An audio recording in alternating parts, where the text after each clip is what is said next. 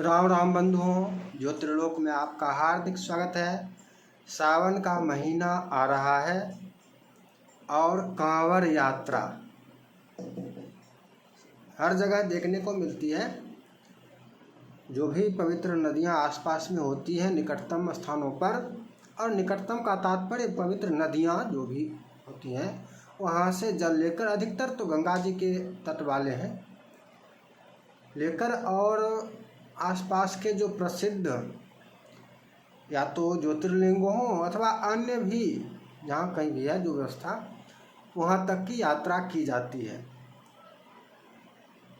अनेक पक्ष इसमें होते हैं यात्रा करने वाले। कुछ लोग तो गाड़ियों से भी जाने वाले होते हैं, और कुछ जैसे डाकबम भी होते हैं, फिर कांवड़ भी होते हैं।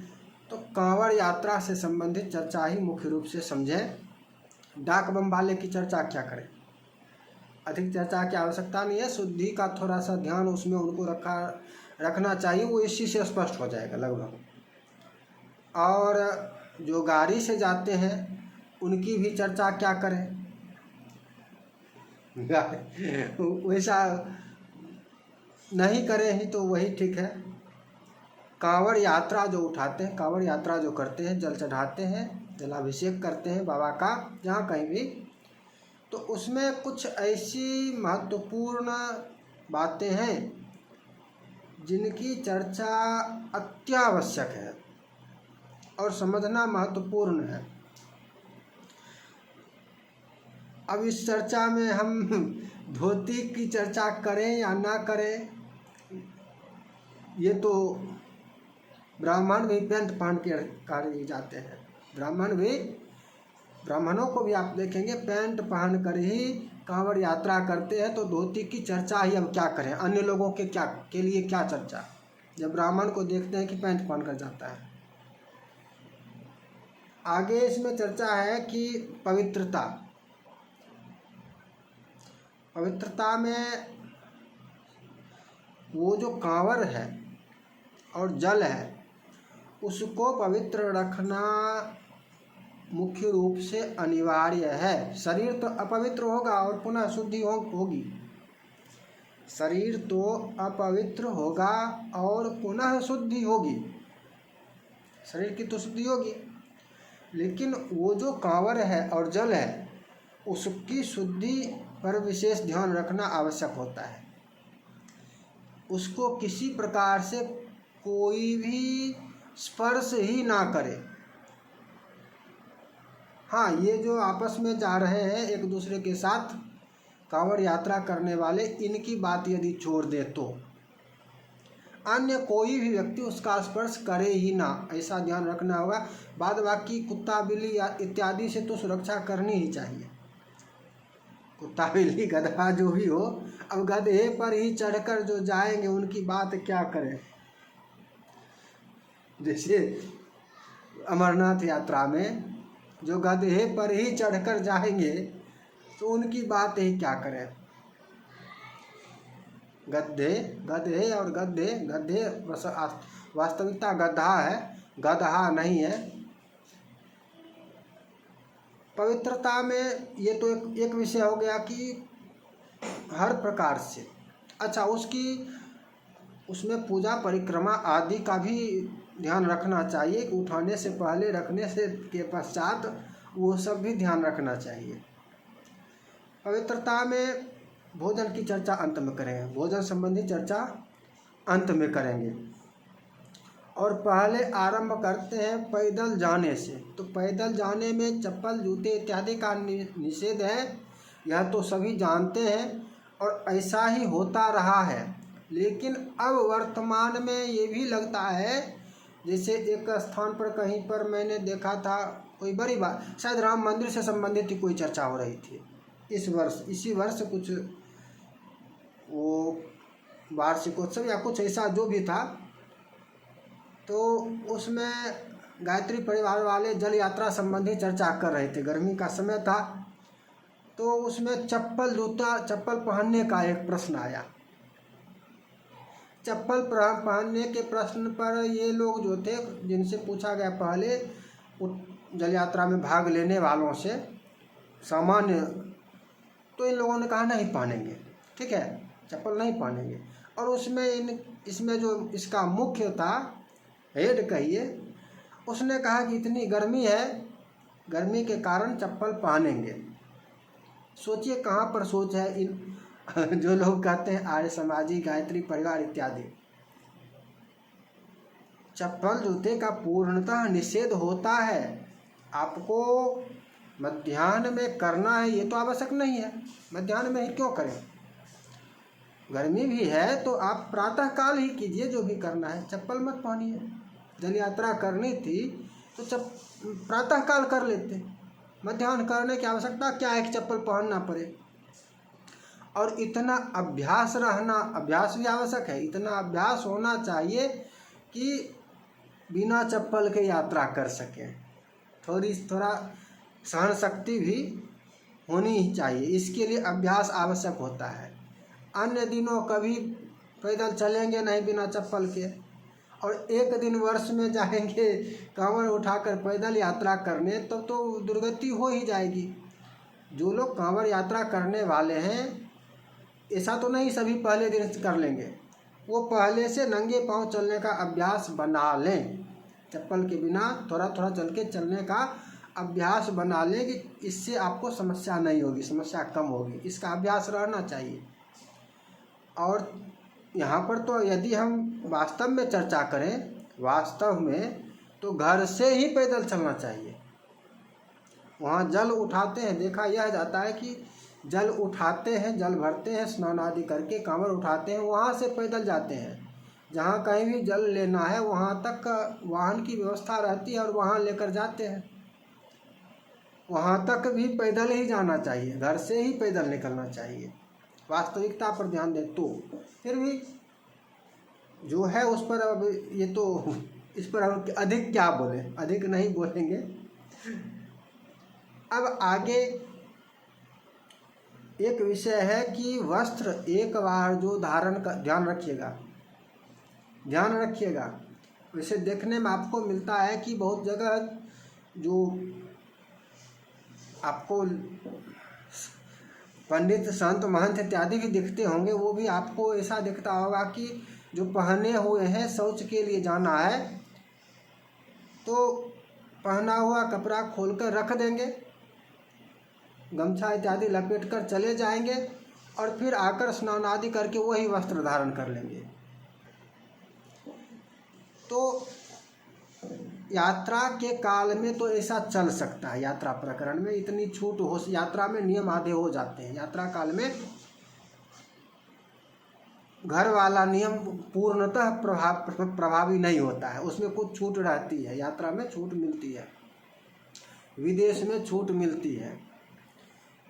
तो भी एक बार जो वस्त्र धारण कर चुके हैं और उसको उतार दिए तो अब वो दोबारा पहनने योग्य नहीं रहता है। कम से कम धर्म कार्यों में इसका ध्यान रखना चाहिए कि पूजा, अब सावन में ये बहुत लोग तो पार्थिव पूजा भी करेंगे, महादेव पूजा, रुद्राभिषेक इत्यादि भी करेंगे।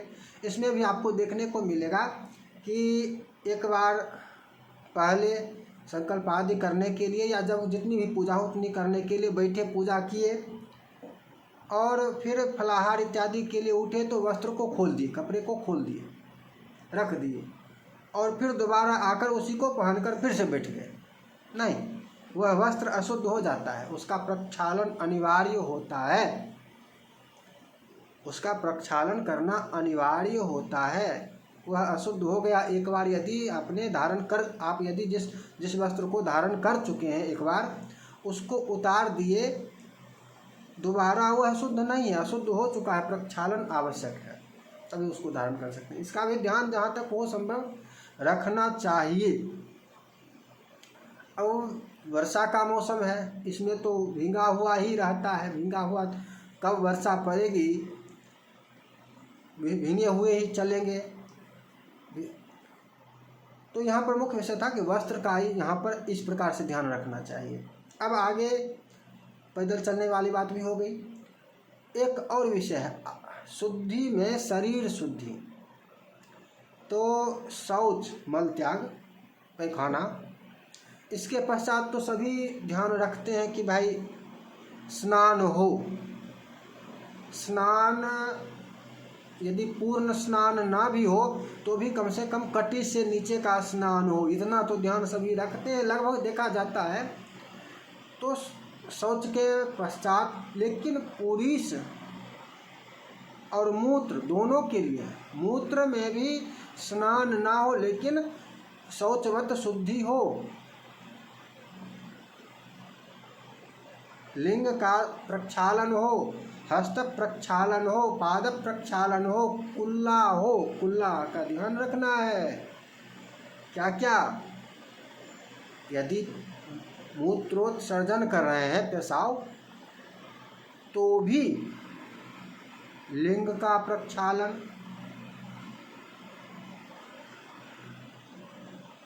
पाद प्रक्षालन पैर धोना, हस्त प्रक्षालन हाथ धोना, कुल्ला करना, गंडूस कुल्ला करना, ये आवश्यक है पेशाब में भी। अब आगे एक और विशेष ध्यान रखने वाली जो बात है, इसका विशेष रूप से ध्यान रखना होगा। ये कौन सी बात है?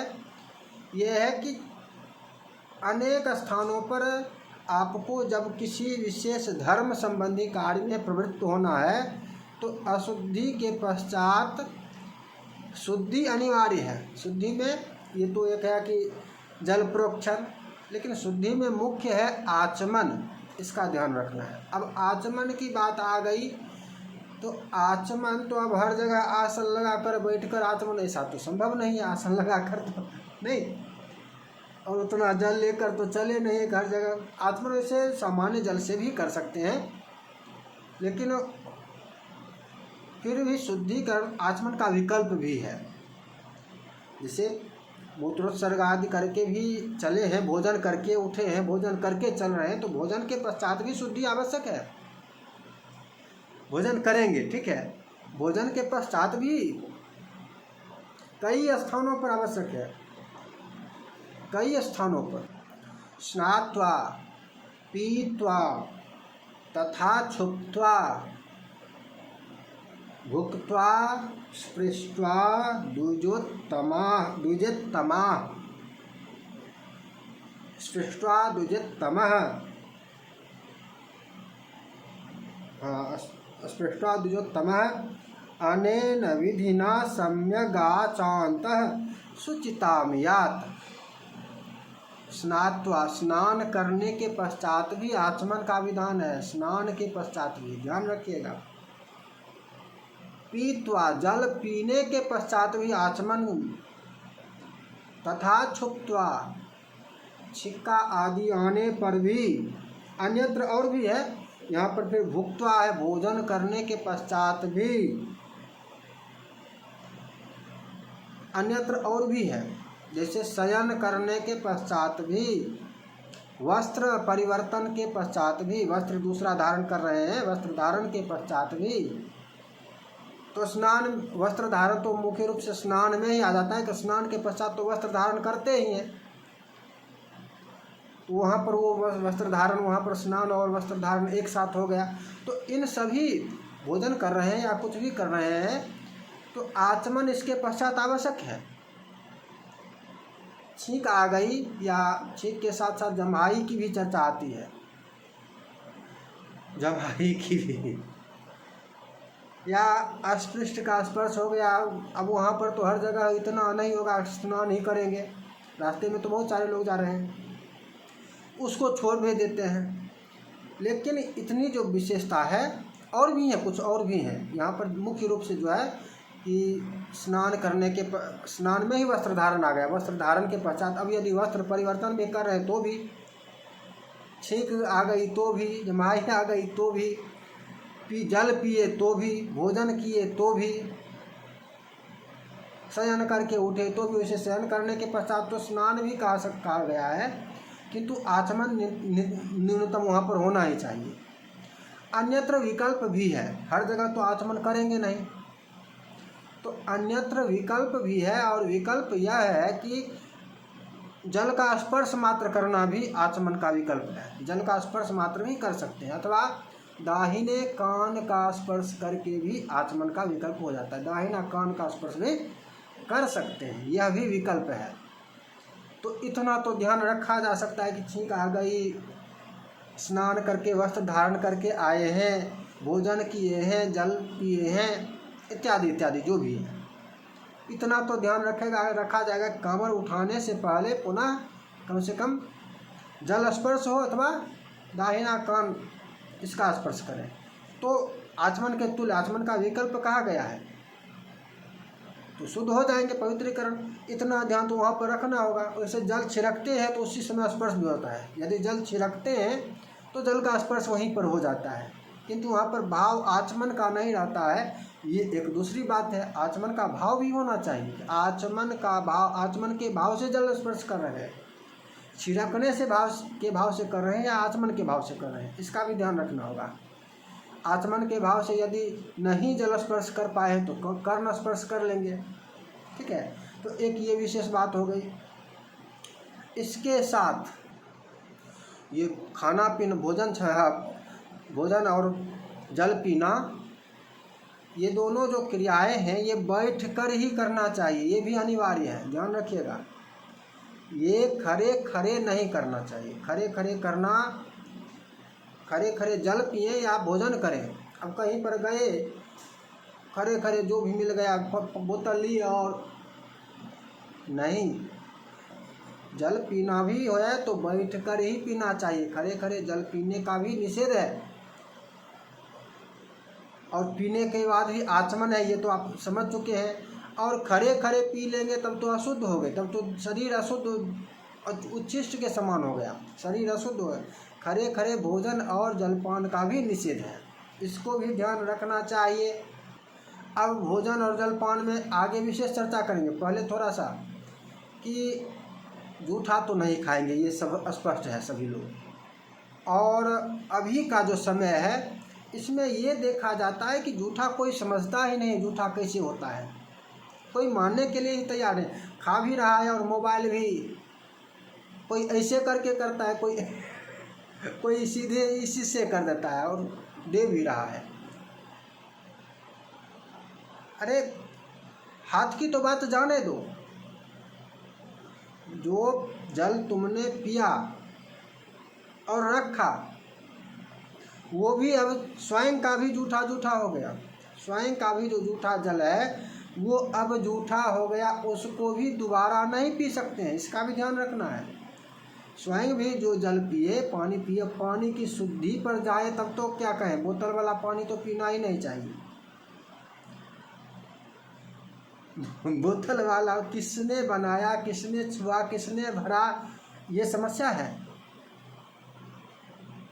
यदि वो परिचित हो, ज्ञात हो, तब तो समझा जा सकता है कि हाँ बगल में यहाँ पर ये पानी, अच्छा इसमें वो रहेगा, अच्छा उसको देखा जा सकता है कि ये जिस दुकान पर नाम लिखने वाला का है ना, तो उसमें कि ये अमुक है, और इसी के यहाँ अब तो हर जगह जल वाला बनता भी है बड़ा बड़ा, और एटीएम जैसा भी बन जाता है, अमुक है इसका जल, तो वहाँ पर ऐसा एटीएम वाला शुद्ध हो सकता है। एटीएम के तरह जो पैसा देकर निकालो, डायरेक्ट वो मशीन से निकला और एटीएम डालकर निकला, तो वो जल आप ले सकते हैं, वो उसको शुद्ध कहा जाए, वो शुद्ध होगा। लेकिन बोतल वाला, बोतल खरीदना ये शुद्ध नहीं है। अब करे तो करे क्या, ये तो तीर्थाटन को पर्यटन बनाया जा रहा है। यहाँ पर समस्या तो यह है कि इससे तो जीडीपी चाहिए, जीडीपी तो तब बढ़ेगी जब बोतल वाला लेंगे। इधर वाला तो सस्ता पड़ेगा, इसमें जीडीपी उतना नहीं बढ़ेगा, टैक्स में उतना नहीं मिलेगा, ये सब समस्या आ जाती है। लेकिन जल की शुद्धि पर वो विशेष ध्यान रखना चाहिए। हमने पिया, तुमने पिया, एक बोतल लिया और सब एक, अरे ऐसा नहीं कर सकते। स्वयं भी दोबारा अपना जूठा नहीं पी सकते, अपना जूठा जल भी दोबारा नहीं पी सकते, दूसरे को के लिए तो जाने दीजिए, आने के लिए, इसका भी ध्यान रखना चाहिए। और जूठे हाथ मोबाइल इत्यादि, ये मोबाइल लेकर जो चलेंगे इसका ध्यान रखना है, पहले मोबाइल को शुद्ध कर लीजिएगा। मोबाइल लेकर जाने वाले पहले मोबाइल को शुद्ध कर लीजिएगा। मोबाइल जूठा ही रहता है अधिकांश लोगों का, कभी कुछ खाकर कभी कुछ खाकर और मोबाइल चलाते रहते हैं। अधिकांश लोगों का मोबाइल अस्पृश्य, अछूत रहता है मोबाइल, मोबाइल के बारे में तो बोल सकते हैं ना, व्यक्ति के बारे में ना बोले, मोबाइल के बारे में तो बोल सकते हैं, या मोबाइल के बारे में भी नहीं बोल सकते हैं। जब आप जूठा हाथ छोड़ते रहते हैं, जूठा हाथ करते रहते हैं, तो हुआ ना, अशुद्ध हुआ ना। इसके लिए जो केमिकल आता है उस विधि से इसको पोंछ कर थोड़ा, अभी इतना मोबाइल ऐसा नहीं है कि कपड़ा भिगो कर उसे पोंछ दे तो उससे वो खराब हो जाएगा, ऐसा नहीं है, उतना किया जा सकता है। तो उस प्रकार से उसकी मोबाइल की शुद्धि पहले कर लेना चाहिए जब लेके जाए। और मोबाइल के बारे में एक और बात ध्यान रखना है, सोशल मीडिया पर फोटो देने के लिए मोबाइल लेकर नहीं जाना है। मोबाइल लेकर जाना है तो किस कार्य के लिए, मात्र ध्यान रखिए, मात्र एक कार्य के लिए कि कोई आवश्यक कॉल आ जाए तो उस कॉल को रिसीव कर सके। आवश्यक, उसमें भी आवश्यक, बिजनेस वाला कॉल नहीं, बिजनेस वाला कॉल नहीं, या इसलिए कि किसी कोई विशेष दुर्घटना वाली बात हो जाए इत्यादि संबंधी, तो मोबाइल उस समय आपका उसके लिए उपयोगिता उसमें रहेगी, तो इसलिए होना चाहिए। और आवश्यक कॉल मात्र रिसीव करने के लिए, करने की आवश्यकता नहीं है, लेकिन करने की आवश्यकता तब है जब मान लिया जाए उधर से रिसीव करने की बात अत्यावश्यक कोई बात होगी तो इसलिए आएगी। अत्यावश्यक क्या होगी इस समय, अब ये ध्यान रखिए, कहाँ गए, कहाँ पहुँचे, क्या कर रहे हैं, यही ना, तो इसकी आवश्यक थोड़े ना है।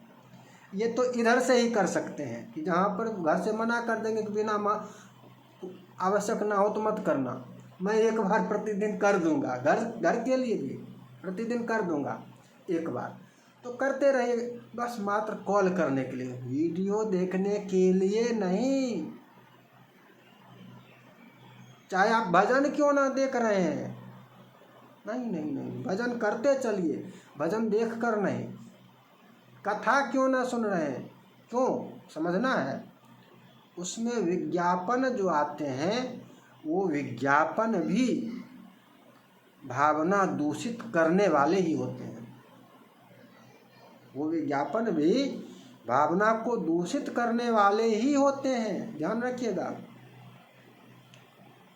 सोशल मीडिया पर और बातें और चीज़ को तो छोड़ दीजिए, जब भजन तक के लिए कह रहे हैं कि भजन तक पर भी नहीं, भजन सुने, नहीं नहीं नहीं, उसमें भी विज्ञापन आ जाता है ना, उससे भी बचकर ही रहना है। मात्र कॉल के लिए मोबाइल लेकर जाना है तो कॉल मात्र करने के लिए, ठीक है।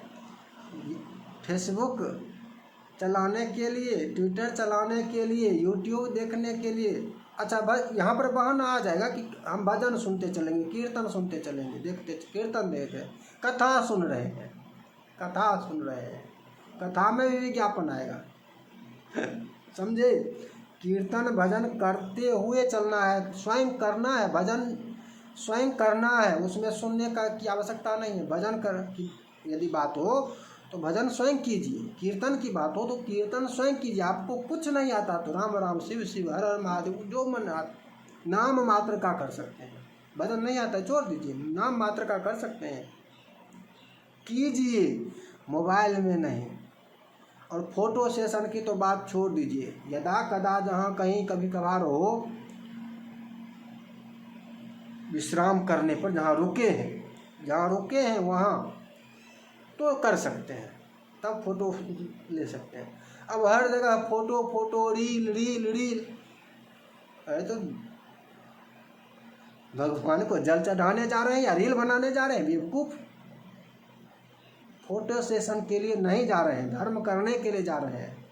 धर्म करने के लिए जा रहे हैं तो फोटो सेशन नहीं होगा, सीधी सी बात है।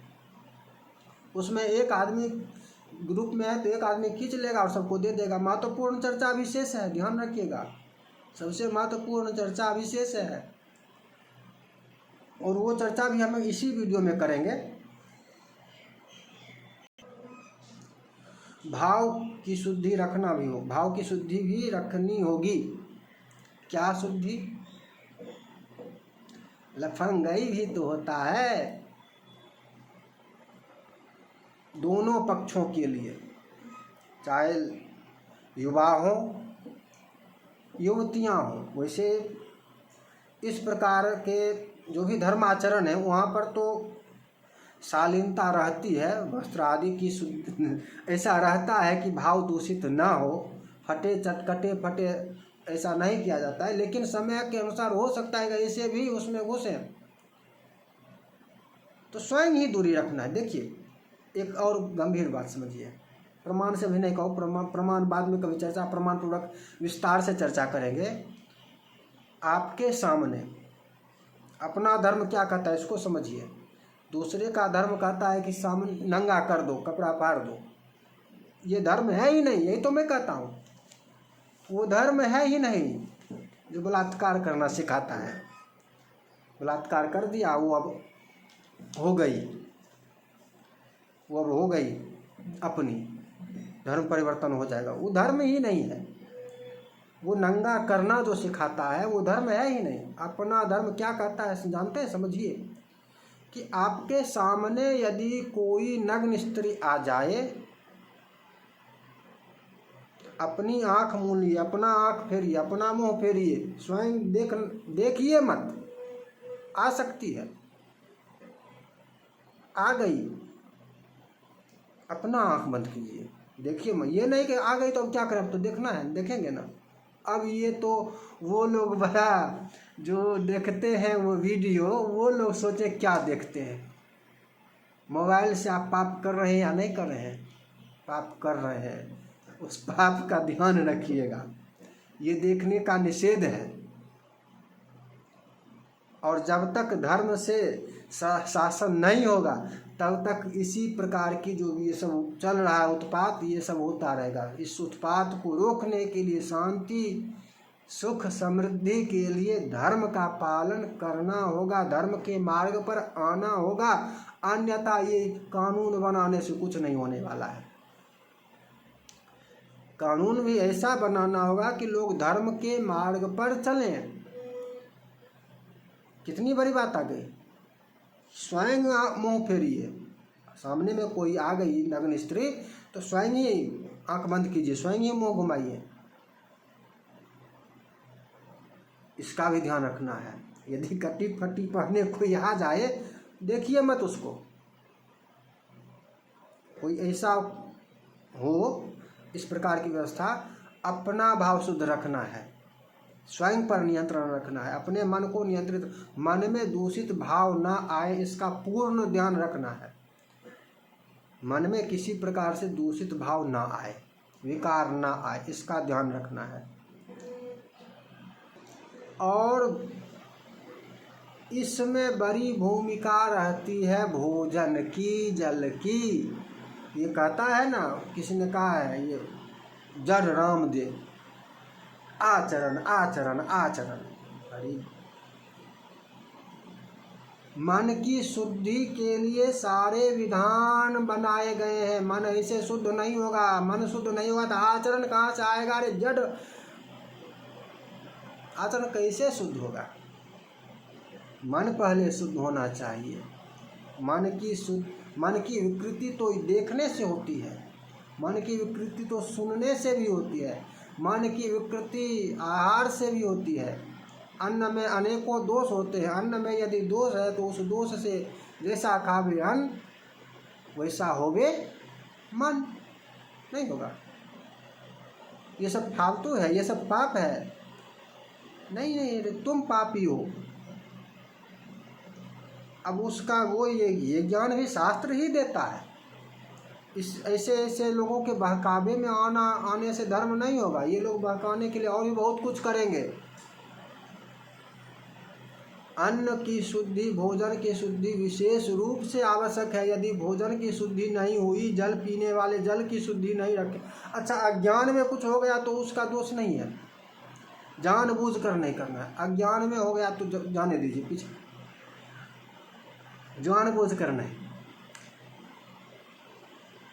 भोजन में सबसे बड़ी व्यवस्था जो है उसमें यह जान लीजिए कि अपना अन्न ही खाना चाहिए, अपना अन्न ही ग्रहण करना चाहिए, दूसरे का ग्रहण ही नहीं करना चाहिए। अपना कहे तो यहाँ पर अर्थ, यात्रा में क्या अर्थ, यात्रा में अपना का तात्पर्य है कि अपना घर से लेकर चलो, अपने घर से ले। बहुत कई जगह बहुत लोग कहेंगे नहीं कैसे अभी इतना इस समय में, अरे अभी भी करते हैं लोग, अपनी सारी व्यवस्था लेकर चलते हैं, अपना चूल्हा अपनी व्यवस्था, जीडीपी पर असर पड़ जाए, अरे तो उसके लिए हम क्या करें? धर्माचरण धर्म के नियम से होगा या जीडीपी के नियम से होगा? धर्माचरण धर्म के नियम से होगा या जीडीपी के लिए होगा? अच्छा, अपने घर से लाएंगे तो उसमें जीडीपी नहीं है, इसमें तात्कालिक व्यवस्था के लिए जैसे चूरा सत्तू इत्यादि होता है, चूरा शक्कर सत्तू इत्यादि तात्कालिक व्यवस्था के लिए होता है, और बनाने के लिए सामान्य सा भोजन कुछ भी बनाकर कर लेते हैं।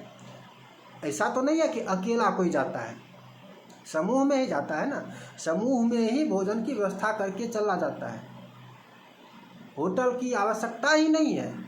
जो धर्म जा रहे हैं उन आवश्यकता तब है जब किसी का सब कुछ समाप्त हो जाए, तब क्या करेगा?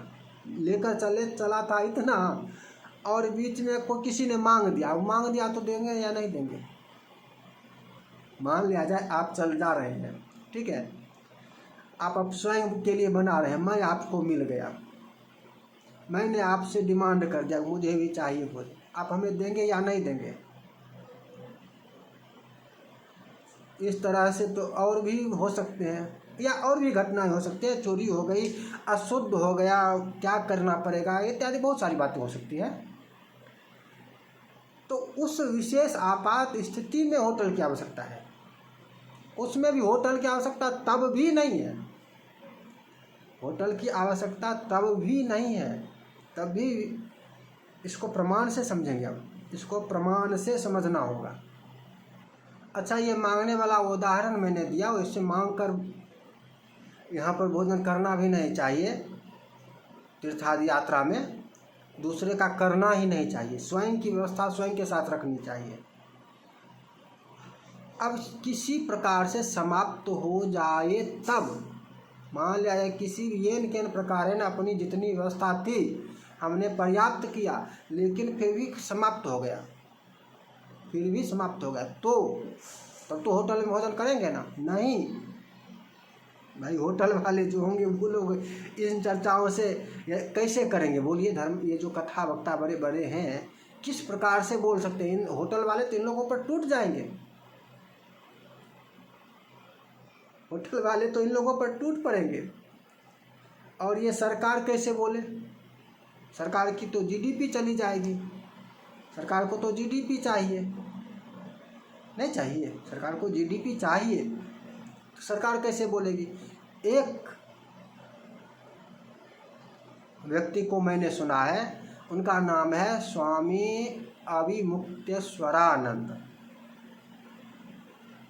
यद्यपि अनेक विषयों पर मैं इनसे सहमत नहीं रहता हूँ, विशेष करके जब ये सदैव सरकार के विरोध में बात करते हैं, उस समय जब बहुत सारे लोग कांग्रेसाचार्य जी से कहते हैं, तो उसमें मैं भी इनका, भाई आपके पास विकल्प तो इससे अच्छा हो, इससे अच्छा विकल्प ही नहीं है, तो फिर आप इस सरकार का विरोध, इस सरकार के विरुद्ध कैसे जा सकते हैं? इससे उत्तम विकल्प हो तब न, इसी से काम करवाना है, इसी से काम करवाना है, तो इससे लड़कर नहीं, इसको दूसरे प्रकार से, साम दाम दंड भेद चारों प्रकार होते हैं, तो विरोध करके ही सब काम होगा, ऐसा नहीं है।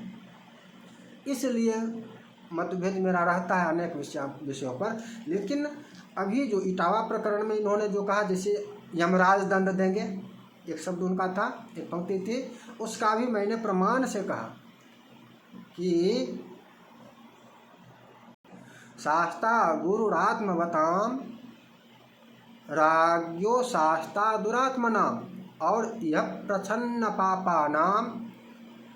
अच्छा, उनके विषय में बोले थे, क्या नाम है, अशौच में जो मुल्ला कौन था, मोरारी जो कथा कर रहा था अशौच में, इसके लिए उन्होंने कहा था कि यमराज दंड देंगे। तो उस यमराज के दंड वाले, इस तरह से बोलने पर लोग प्रामाणिक नहीं मानते हैं ना, प्रमाण जब देते हैं तब वो लगता है प्रामाणिक है। इसी में है आगे कि यह प्रछन्न पापा नाम शास्ता वैवस्वतो यमः, यमराज शासक है और वही दंड देंगे, इसी प्रमाण से बोल रहे थे। और इसमें मैंने प्रमाण से यही बात आपको बताया। उसी प्रकार से एक बात वो आपको बार बार उन्होंने बोला है, एक तथ्य उन्होंने बार बार कहा, और लोग नहीं कहेंगे, और लोग जानते भी नहीं है सब ये सब। तो अब वो बोले, इनको जो भयभीत होता है वो क्या बोलेगा? जो व्यापारी है वो कैसे बोलेगा? जो व्यापारियों का दलाल है वो कैसे बोलेगा? भले ही कितना भी बड़ा कथा वक्ता हो, नहीं बोलेगा। इन्होंने बोला है बार बार इनकी कि जो पसारा हुआ कच्चा अन्न होता है, कच्चा अन्न ध्यान रखिएगा, जैसे चावल, गेहूँ, दाल इत्यादि, कच्चा अन्न व्यापार के उद्देश्य से जो पसारा हुआ है, मार्केट में है, दुकान में है, वो शुद्ध होता है, उसको उसका क्रय कर सकते हैं। लेकिन पका हुआ अन्न शुद्ध नहीं होता है। पका हुआ स्वयं बनाइए या अपने समूह में विश्वस्त लोगों के द्वारा ही बनवाइए। होटल में कितना भी कुछ भी हो, होटल का अन्न भोजन के योग्य नहीं होता है, नहीं होता है, नहीं होता है। नाम कितना भी कुछ भी लिखवा ले, उसके पश्चात भी भोजन कम से कम तब तो नहीं, सामान्य दिनों में भी नहीं चाहिए। जो उत्तम ब्राह्मण है उनको सामान्य दिनों में भी होटल का भोजन नहीं चाहिए। सामान्य दिन की बात कर रहे हैं। तो ये जो कांवड़ यात्रा करने वाले हैं, इन लोगों तो कम से कम धर्म आचरण के काल में त्याग करना चाहिए। होटल का अन्न कदापि शुद्ध नहीं होता है पका हुआ, इसका प्रमाण भी चाहिए। प्रमाण प्रसारित का है, ठीक है। नित्यम शुद्ध कारुहस्तः पण्यम यच्च प्रसारितम ब्रह्मचारी गतम भैक्षम नित्यम मेधमिति श्रुति है। ये बौधायन स्मृति से हमने लिया है, अन्य स्थानों पर भी मिलेगा, अन्य स्मृतियों में भी मिलेगा, पुराणों में भी मिलेगा। प्रश्न एक, इसमें प्रश्न एक खंड को प्रश्न करके दिया गया है। प्रश्न एक से पहले प्रश्न से है, 5वां अध्याय है, श्लोक संख्या 56 है। बताने का तात्पर्य है कि आप वहाँ जाकर देख लीजिए। ऐसे कुछ कहने से झूठ भी तो अलग गलत भी तो कह सकता हूँ। नित्यम शुद्धम कारुहस्तः, वो जो शिल्पी है कारुहस्त, उसका हाथ शुद्ध होता है, उसका हाथ शुद्ध होता है। और ये जो खेती करने, यहाँ पर दूसरा अर्थ भी आ जाता है कि खेती करने वाले जो वहाँ पर हैं उसका हाथ भी शुद्ध हो जाता है। वो लोग जो कर रहा है उसके हाथ में जो अन्न आता है वो शुद्ध ही होता है, शुद्ध ही मानना चाहिए। पण्यम यच्च प्रसारितम, व्यापार के उद्देश्य से जो बेचने के लिए जो अन्न पसारा गया है वो शुद्ध होता है। लेकिन कच्चा अन्न है, ध्यान रखिए, प्रसारितम आ गया ना, जो बेचने के लिए पसारा गया लेकिन कच्चा ही, ध्यान रखिएगा। और ब्रह्मचारी गतम भैक्षम, अच्छा, ब्रह्मचारी के पास भिक्षा में किसी अन्य ने भी दे दिया जिसका अशुद्ध भी था, वो भी ब्रह्मचारी को दे दिया तो भी वो शुद्ध हो गया। नित्यम मेधमिति श्रुति है, यह शुद्ध ही होता है, यह शुद्ध हो जाता है। तो अन्न में अनेकों दोष होते हैं।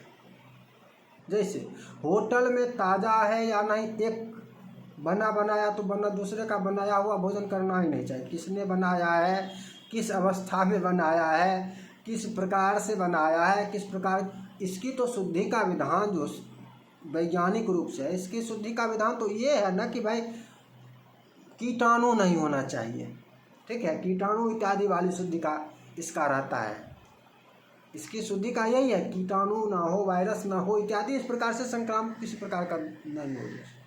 उसका ये नहीं रहता है कि तुमने स्नान किया है या नहीं, उसका ये थोड़े रहता है। उसकी ये अपवित्रता के बारे में उसका कोई विधान ही नहीं है, विज्ञान से जो चलता है। स्नान किया करके भोजन बनाया है या नहीं बनाया, पक जो कर बनाने, इसका कौन गारंटी लेगा? वो बनाने वाला धर्मात्मा है या दुराचारी है, पापी है, कौन बताएगा? उसका पाप भी उस अन्न में जाएगा। जिसने बनाया है, जिसने पकाया है, उसका पाप भी अन्न में जाएगा। ध्यान रखिए, उसका भी पाप जाएगा। ये तो विज्ञान नहीं बता सकता है। अरे पापी का देखने से, पापी के देखने से भी पापी का पाप अन्न में जाता है। बनाना तो छोड़ दीजिए। पतितः प्रेक्षितम वापि, पतितः प्रेक्षितम वापि। पतित, अब ये तो पतित था ना, पतित हो गया ना बहुत सारे लोग, तो उसका देखा हुआ भी।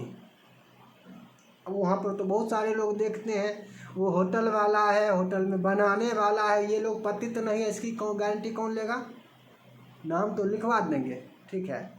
नाम लिखवाने से ये थोड़े ना सिद्ध हो जाएगा कि ये पतित नहीं है, ये पापी नहीं है, दुराचारी नहीं है। नाम लिखवाने से थोड़े ना हो जाएगा। इसने स्नान किया है, इसकी भावना शुद्ध है, ऐसा थोड़े ना हो जाएगा। स्वपाकी होना चाहिए सामान्य रूप से भी। स्वपाकी नहीं है, घर में घर के लोग बनाते हैं, होटल में कभी नहीं खाना चाहिए, और उत्तम ब्राह्मण होटल में कभी नहीं खाते हैं। विशेष आपात स्थिति हो तब भिन्न विषय है, तब प्रायश्चित है ना। विशेष आपात स्थिति में भिन्न विषय है, तब के समय प्रायश्चित है कि प्राण रक्षा के लिए यदि कहीं भी कुछ भी भोजन करना पड़ेगा तो कर लिया जाएगा, फिर उसके लिए प्रायश्चित करके शुद्धि की जाएगी।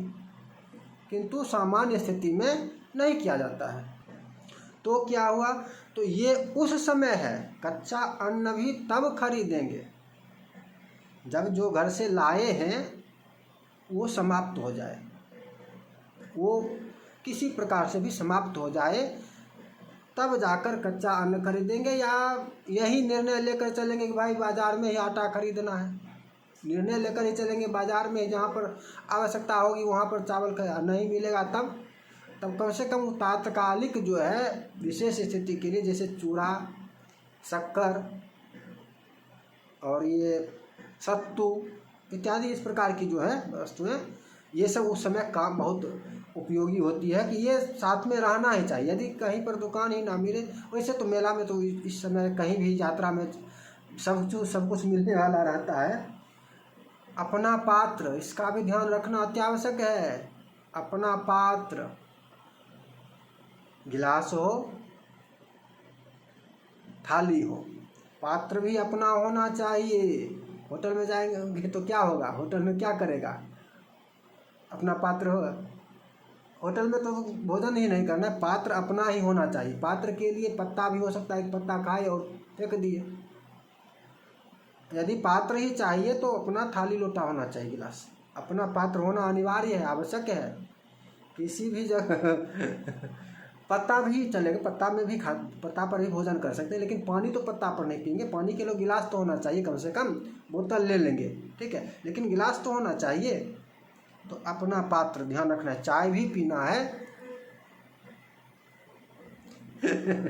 शहर वाले कहेंगे कि शहर वाले लोग कहें, अब आप समझिए, जो शहर के यदि कोई हैं तो कहे, सोचिए आप लोग कितना धर्म करते हैं, और ये मीडिया वाले जो चिल्लाते हैं मैं भी हिंदू हूँ, कितनी हिंदू है समझ लीजिए। ये सामान्य दिनों का भी ब्राह्मण का नियम है, और छोटा सा नियम है, ये बड़ा नियम नहीं है। ये कहता है ब्राह्मण श्रेष्ठ क्यों, ब्राह्मण श्रेष्ठ क्यों? अब सोचो समझो, ब्राह्मण ही श्रेष्ठ क्यों? ये ब्राह्मण का छोटा सा भाग है, छोटा सा भाग है, और सामान्य दिनों का भी नियम है, विशेष धर्माचरण से संबंधित नहीं। उसमें और नियम बढ़ जाता है। विशेष धर्माचरण में जब जाते हैं यज्ञ आदि, तो उसमें और नियम बढ़ जाता है। सामान्य दिनों घर में रहने पर ये सामान्य नियम है। और इन लोगों को क्या लगे, शहर वालों को, ये जब कांवड़ यात्रा भी उठाएंगे तब भी इन लोगों को ये बड़ा भारी नियम लगेगा। इतनी बातें बहुत भारी लगेगा। कौन करे, कैसा करे? सोचो ब्राह्मण क्यों श्रेष्ठ है, सोचो, समझो, समझने का प्रयास करो। तो इस प्रकार से ये सबसे महत्वपूर्ण विषय है कि भोजन अन्न की शुद्धि आवश्यक है। अन्न तो देखने मात्र से भी दूषित हो जाता है। कह रहे हैं ना, पका हुआ अन्न यदि किसी ने देख लिया है, छुपकर भोजन छुपकर करने का विषय, यह भी ध्यान रखिएगा। आपस में अपने समूह में भोजन इस प्रकार से करना चाहिए कि भाई पापियों की दृष्टि भी ना पड़े, पापियों की दृष्टि भी ना पड़े। पापियों की होटल में जाकर भोजन करने की तो बात दूर है, पापियों के होटल में जाकर भोजन करने की बात तो दूर है, हम जो भोजन कर रहे हैं वो पापियों के द्वारा देखा भी ना गया हो, इतना ध्यान रखना आवश्यक होता है। धर्म की बात करें, भाईचारा, इन राजनीतिबाजों का भाईचारा जो है ना, धर्म का मन वहीं से शुद्ध, मन का विकार अन्न का विकार मन तक जाता है। क्या होगा, ये लोग बोल देगा ये क्या हुआ, ये खा लेगा तो क्या होगा, अरे उस मन में विकार आएगा, मन में विकार आएगा, मन विकृत होगा। वो लोग जो मान लिया जाए जो बलात्कारी है, हिंसक है, उसका अन्न खाएंगे तो उसका दोष उसमें गया, उसका विकार मन में आएगा? नहीं आएगा। कैसे नहीं आएगा? तभी तो फिर कांवड़ यात्रा में भी छेड़खानी होगी। अब यहाँ पर जाइए, छेड़खानी होगी, यदि छेड़खानी जैसी कुछ घटना होगी तब फिर यही लोग उत्पात करेंगे। छेड़खानी ना हो इसके लिए क्या क्या आवश्यक है, इस पर चर्चा ना करें। इस पर चर्चा यदि करेंगे तो फिर इसका विरोध करेंगे, ये क्या वो क्या, ऐसा कोई ये लोग बड़े विचित्र स्थिति, वो स्थिति है जैसे वो था ना गधा वाली कहानी, या घोड़ा वाला जो है, वो आपने सुना होगा कहीं पर कि चढ़ कर जा रहा था तो, अरे कैसा आदमी है चढ़ कर जा रहा है। पहले मतलब इसमें ये है कि भाई दो पिता पुत्र था, पिता बेटे को चढ़ा कर ले जा रहा था, देख लोगों ने बोला कि भाई देखो तो कैसा पापी बेटा है, बूढ़े बाप को पैदल चला रहा है और स्वयं घोड़ा पर बैठा हुआ है। ठीक है, बाप को पिता को चढ़ा दिया तो बोला कि देखो देखो देखो देखो देखो, ऐसा बाप है, बेटे को पैदल चला रहा है, बेटे से पैदल चला नहीं जा रहा है, बच्चा है, और ये घोड़ा पर चढ़कर जा रहा है। दूसरे से फिर दोनों कहा कि चलो तुम भी चढ़ जाओ, दोनों चढ़ गया। यही देखो, ये तो दो घोड़ा, एक घोड़ा पर दो बैठा हुआ है, बराबर। फिर उसने कहा दोनों पैदल चलो उतर जाओ। देखो कितना मूर्ख है, तो गधा है, घोड़ा लेकर पैदल चल रहा है। तो ये लोग तो, ये जो नास्तिक है, राजनीतिबाज है, ये तो बड़े षड्यंत्रकारी हैं, सनातन के द्रोही हैं, धर्मद्रोही हैं। स्पष्ट रूप से इसमें कहने में कोई आपत्ति किसी को नहीं होनी चाहिए। कुछ भी कीजिएगा ये लोग विरोध ही करेंगे। और बोलने में जो डरते हैं, धर्म के पक्ष रखने वाले, ये बड़ा अपराध है। ये जो डर कर बोलते हैं ये पाप कर रहे हैं। बोलने वाले यदि डर कर बोल रहे हैं तो पाप कर रहे हैं। आपको या तो बोलना ही नहीं है, बोलिए ही मत, नहीं बोल सकते तो बोलिए, तो उचित बोलिए। जैसे एक मैंने उदाहरण दिया ना, जोशी मठ वाले स्वामी अभिमुक्तेश्वरानंद, इन्होंने कहा, इन्होंने ये बात बताई, बाद बाकी आप देखिएगा, हो सकता है कोई और भी कहे, नहीं तो और कोई नहीं बोलेगा इस विषय पर, बोलेगा ही नहीं इस विषय की, बोलेगा भी तो कुछ भी उल्टा पुल्टा बकता रहेगा। तो हम समझते हैं आज की चर्चा लगभग हो गई, बड़ी वीडियो बहुत लंबी हो गई है, और कुछ और दोबारा आवश्यक होगा, या आपके यदि प्रश्न आएंगे तो उन प्रश्नों के अनुसार पुनः विचार करने का प्रयास करेंगे। जय जय श्री राधे।